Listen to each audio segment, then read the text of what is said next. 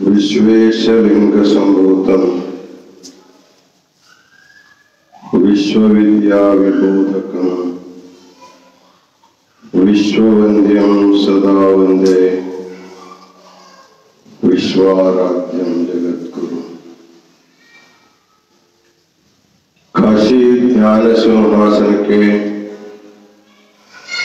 आदि जगद्गुरु विश्वाराध्य से विश्वेश्वर शिवाचार्य पर्यंत जो गुरु परंपरा हुई है उसे अनेक प्रणिपात समर्पित करते हुए इस पवित्र काशी क्षेत्र में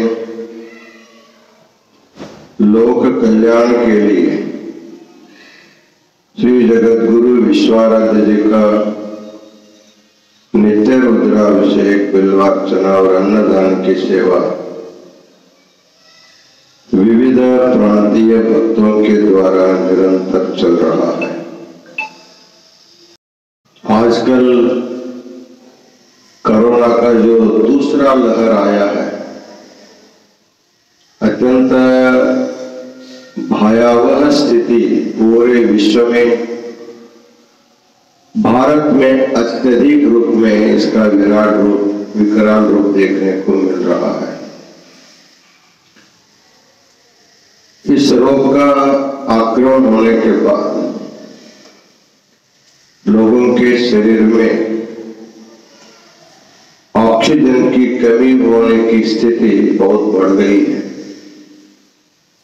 केंद्र और राज्य सरकार ऑक्सीजन की आपूर्ति के लिए बहुत प्रयास कर रहे हैं। विमान के द्वारा, रेल के टैंकरों के द्वारा, ट्रक द्वारा और विविध वाहनों के द्वारा रोगी तक ऑक्सीजन पहुंचाने का काम युद्ध स्तर पर चल रहा है। वैसे तो हमारे देश की जो सेना है सरहद पर शत्रुओं से शस्त्रास्त्रों के द्वारा लड़ती रही, लेकिन इस बार इस कोरोना वायरस के साथ लड़ने के लिए हमारा स्थल, जल, वायु संपूर्ण सेना राष्ट्र की रक्षा में रत है। उस सेना को, पुलिस लोगों को, वैद्यों को और शुश्रूषा कर्मियों को अनंत मंगलाशीर्वाद प्रदान करते हैं। इस संदर्भ में हम सब लोगों को थोड़ा सजग रहना और प्रकृति के ऊपर हमारा जो अत्याचार हो रहा है इसको हम लोगों को रोकना पड़ेगा। पहले जमाने में हम लोग कहते थे धर्मो रक्षति रक्षितः। जो व्यक्ति धर्म की रक्षा करता है, धर्म उसकी रक्षा करता है। लेकिन आज परिस्थिति के अनुसार हम लोगों को वृक्षो रक्षति रक्षितः। यदि वृक्ष रक्षित करेंगे, वृक्षों की रक्षा करेंगे, तभी हमारा जीवन सुरक्षित हो सकता है। भगवान ने जो सृष्टि किया, 84 लाख प्रकार के जीव जंतुओं को उन्होंने जो सृष्टि किया, उसमें सभी जीव जंतु के लिए अन्न, पानी और प्राणवायु की आवश्यकता होती है। वैसे तो सभी प्राणी प्राणवायु को लेते हैं और अंगाराम वायु को छोड़ते हैं। लेकिन भगवान की सृष्टि में एक ही ऐसा जो जीव है, जो वृक्ष, वल्ली वगैरह है, ये गंगाराम वायु को स्वीकार करते हैं और प्राण वायु को प्रदान करते हैं। एक दृष्टि से भगवान शिव ने वृक्ष संपत्ति जो सृजन किया है वो एक प्रकार का पूरे विश्व के सभी जीव जंतुओं के लिए प्राण देने वाले, प्राण वायु प्रदान करने वाले ऑक्सीजन नेचुरल प्लांट माना जाएगा। फ्री में इतने ऑक्सीजन देते हैं। वैज्ञानिकों के विचार के द्वारा ये सिद्ध हो रहा है, एक आदमी अन्न भी खाता है, पानी भी पीता है और हवा भी लेता है, लेकिन ज्यादा से ज्यादा एक आदमी 5 किलो या ज्यादा से ज्यादा 1 किलो, आधा किलो अन्न खा सकते, इससे ज्यादा क्या खाएगा। लेकिन पानी 3 लीटर, 4 लीटर, 5 लीटर पर्यंत पानी पी सकता है। लेकिन एक आदमी के लिए जीवन जगने के लिए अन्न पानी नहीं रहने पर भी उसको एक दिन में जीवात्मा, प्रत्येक जीव, उसमें मनुष्य 21,600 बार श्वासोच्छ्वास करता है, इतना उसको प्राणवायु लगता है। तो आपको आधा किलो अन्न से आपका जीवन गुजर जाता है, 3-4 लीटर पानी से गुजर जाता है, लेकिन आपके लिए जगने के लिए हवा एक आदमी को वैज्ञानिकों के हिसाब के अनुसार 550 किलो प्राणवायु ऑक्सीजन के प्रत्येक व्यक्ति को लगता है एक दिन में। इतना ऑक्सीजन यदि खरीद करके जीने की नौबत आ गई तो कितने लोग जीवित हो सकते हैं, सबको मरणमुखी जाना पड़ता है। तो वैज्ञानिकों का कहना है एक वृक्ष जो हम लोग लगाते हैं उसको बढ़ाते हैं पानी वानी दे करके, एक पूर्ण रूप से विकसित एक वृक्ष एक दिन में 200 आदमी को जितना ऑक्सीजन लगता है उतना वो प्रोडक्शन करता है, निर्माण करता है। अर्थात एक वृक्ष एक दिन में 1,10,000 किलो ऑक्सीजन का निर्माण करता है। ये वैज्ञानिकों का विचार है। देखिए 1,10,000 किलो ऑक्सीजन एक दिन में देता है। यदि हम वृक्ष को नहीं काटते, उसको ऐसे रखेंगे तो कम से कम एक वृक्ष 200 साल तक जिंदा रह सकता है। तो 200 साल तक रोज 200 जीवों को जीवदान देने वाला जो वृक्ष है, इसलिए हमने कहा वृक्षो रक्षति रक्षितः। यदि आप वृक्ष की रक्षा करेंगे तभी आपकी रक्षा सुरक्षा हो सकती है। हो सके आपके घर के पिछवाड़ा में आगे एक थोड़ा सा ओपन स्पेस है, आपका घर का उपयोग किया हुआ पानी यदि बह जाता है या कहीं रुक जाता है, वहां पर मच्छर वगैरह का आपको तकलीफ होता है। लेकिन उसी जगह पर एक वृक्ष लगाएंगे, उसको प्यार से प्रेम से उसको पालन पोषण करेंगे तो भगवान की पूजा करने से भी ज्यादा फल आपको मिलने वाला है। इसलिए हम लोगों ने कहा मातृदेवो भव, पितृदेवो भव, आचार्य देवो भव, अतिथि देवो भव।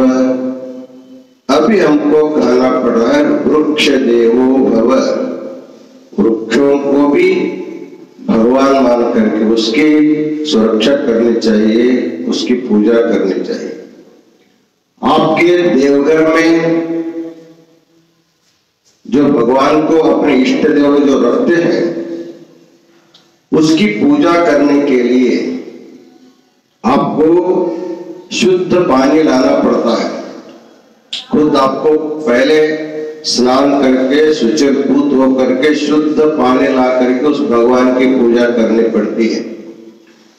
लेकिन आपके आंगन में लगाया गया वृक्ष रूपी जो देव है, वृक्ष देवो हमने जो कहा, वृक्ष देव जो है इतना शुद्ध पानी नहीं मांगता। आप स्नान करके उसको पानी जरूर देने की जरूरत नहीं है। आप जो स्नान करते हैं वो स्नान का पानी उसको देने से भी प्रसन्न रहता है। कपड़ा धोने के बाद जो बचा हुआ गंदा पानी भी उसको दे सकते हैं। बर्तन धोने के बाद बचा हुआ पानी भी उसको डाल सकते हैं। इसका आप उपयोग करके जो गंदा पानी छोड़ते हैं उसको भी लगाने से वृक्ष देव प्रसन्न हो जाता है। इसलिए घर में रखे हुए भगवान के ऊपर प्रेम तो करो, लेकिन वृक्ष देव के ऊपर उससे भी ज्यादा प्यार करो, क्योंकि तुमको साक्षात प्राणवायु दे करके तुम्हारी रक्षा करने वाला जो देव है वह वृक्ष देव है। इसलिए हमारे भारतीय संस्कृति में वृक्ष पूजा की जो परंपरा है बहुत प्राचीन है। बहुत से लोग इसको अंधश्रद्धा मानते हैं, लेकिन अंधश्रद्धा मानने वालों को सोचना चाहिए कि वृक्ष नहीं रहेंगे तुम भी नहीं रहोगे, तुम्हारा वाद भी नहीं रहेगा। इसलिए वृक्षों को रक्षा करना भगवान के जैसे पूजा करने का उद्देश्य है, उसको आप किसी प्रसंग में काटिएगा नहीं। इस उद्देश्य से उसको भगवान की बुद्धि, वैसे तो देखा जाए सारी सृष्टि भगवत रूप ही है। हमको साक्षात ऑक्सीजन देने वाला जो वृक्ष देव है उसको हमको श्रद्धा से रक्षा करना चाहिए। अभी भी हमको माध्यम से मालूम हुआ है, आसाम में एक जादव नाम का एक व्यक्ति, आप सब लोग भी व्हाट्सएप के माध्यम से देखे रहते हैं, वो 10 साल का बेटा एक बंजर भूमि में खुद 30 साल तक वृक्ष लगाते लगाते अभी 1360 एकड़ बंजर भूमि को उन्होंने जंगल बना दिया। कितने प्राणी उसमें आकर के जीवन बिता रहे हैं। उसको फॉरेस्ट मैन ऑफ इंडिया ऐसे उनको प्रशस्ति मिली है, और अब्दुल कलाम जी उनको पद्मश्री प्रशस्ति दे करके उनका गौरव किया है। इतना ही नहीं, इनके इस परिश्रम को देखकर अमेरिका के पाठ्य पुस्तक में फॉरेस्ट मैन ऑफ इंडिया इस नाम से इसका पाठ पढ़ाया जाता है। एक आदमी 1360 एकड़ जमीन में जब वृक्ष लगा सकता है, हम अपने आंगन में कम से 1-2 वृक्ष तो अवश्य लगाना ही चाहिए। महर्षि व्यास ने यहां तक कहा है, दशपुत्र समोद्रुमा, एक वृक्ष जो है 10 बच्चों के समान माना जाता है। किसी कारणवश किसी गृहस्थ को यदि संतान नहीं होते हैं तो निराश होकर के चिंता में जीवन व्यतीत करने की अपेक्षा एक वृक्ष यदि आप लगा करके उसका पालन पोषण करके बड़ा करेंगे तो 10 बच्चों को जन्म देने का जो पुण्य है वो आपको मिल सकता है।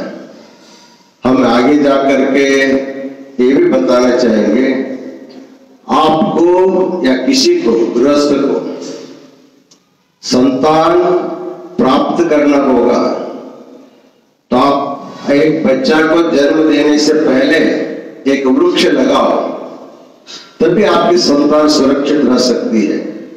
इसलिए प्रत्येक व्यक्ति को घर में हम लोग कितने लोग हैं उतने वृक्ष यदि हमारे 5 जगह तो वहां लगाओ, नहीं तो कॉमन जो स्पेस होता है हर एक शहर में जो बाग बगीचे के लिए छोड़ा रहता है वहां जाकर के लगा करके उसका पालन पोषण करना चाहिए। नहीं तो अभी ऑक्सीजन का क्या महत्व है अभी हम लोगों को समझ में आ रहा है, लेकिन निसर्ग में आया हुआ इस ऑक्सीजन में हम लोग वाहनों के द्वारा प्रदूषित करके उसका गंदा करने के कारण हमको नैसर्गिक रूप से जीना मुश्किल होते जा रहा है। इसलिए सरकार ऐसा नियम भी करना चाहिए, एक व्यक्ति एक वाहन खरीदता है उसको लाइसेंस देने से पहले उन्होंने 1-2 वृक्ष को लगाने का प्रमाण पत्र देने के बाद ही उसको गाड़ी खरीदी करने का लाइसेंस देना चाहिए। नहीं तो 10 गाड़ी रखेगा और 100 आदमी को मारने का प्रदूषण काम करेगा। ये सबको समझने की बात है। इस कोरोना प्रसंग में सब लोग जैसे आप लोग आराम बैठ करके खाना खाते हैं, पानी पीते हैं, उसी प्रकार प्रातः काल में सुबह जल्दी उठ करके आपके घर के छत पर बैठ करके प्रशांत शांत वातावरण में धीरे धीरे अनुलोम विलोम प्राणायाम थोड़ा आराम से आनंद से करते करते अपने शरीर के ऑक्सीजन प्रमाण को आप बढ़ा सकते हैं। जितना खान पान में आप मस्त रहते हैं उतना भी प्राणायाम में भी आपको व्यस्त होना पड़ता है, तभी आपकी जिंदगी सुरक्षित है। इसलिए इस कोरोना प्रसंग में सरकार के नियमों को पालन भी करो और प्रकृति में भगवान के द्वारा प्रदत्त जैसे पानी है, हवा है, जमीन है, इसको गंदा करने से थोड़ा सा आपको सोचना चाहिए, तभी हमारा पुढील पीढ़ी सुरक्षित रह सकती है। इसलिए कोरोना का इस प्रसंग में सबका सुरक्षा हो, ऐसे हम भगवान से प्रार्थना करते हैं।